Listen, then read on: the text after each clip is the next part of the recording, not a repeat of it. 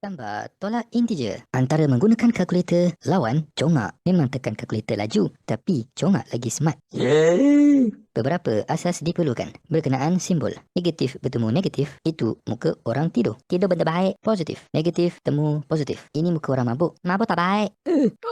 Tambah bertemu tambah, itu muka orang mati. Ini lebih baik daripada mabuk. Contoh pertukaran. 4 tolak 6. Nampak dekat sini? Muka orang tengah tidur. Tukar. Tidur itu baik. 4 campur 6. Contoh kedua. 3 tambah tolak 5. Ini muka orang mabuk.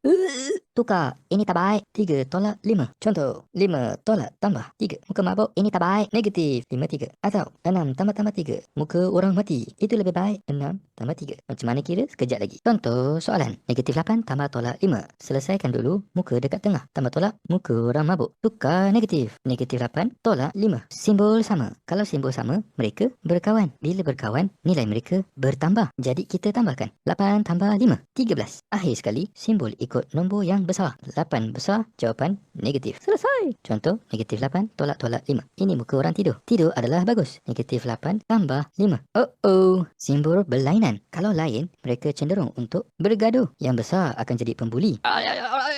Yang besar akan tolak yang kecil. Aduh. Kiraannya yang besar 8 tolak yang kecil. 8 tolak 5 dapat 3. Akhir sekali, simbol ikut siapa yang besar. 8 kat sini besar. Dia negatif. Jadi dia menang. Negatif 3. Contoh, 3 tambah tolak 7. Ini muka orang mabuk. Tukar jadi negatif. 3 7. Sebenarnya 3 ada simbol iaitu positif. Oh, simbol berlainan. Mereka akan bergaduh. Pembuli yang besar. Yang besar tolak yang kecil. 7 tolak 3. Dapat 4. Simbol ikut yang besar. Yang besar 7. Dia negatif. Jadi 4 pun negatif. Selesai. Semoga dapat congak selepas ini. Spoiler, kalau algebra, soalan dia cuma tambah huruf X dekat sini dan sini. Contoh, 3X tolak 7X. Jawapan dia macam ini juga, tapi negatif 4X. LOL! Sekian. Share dan subscribe.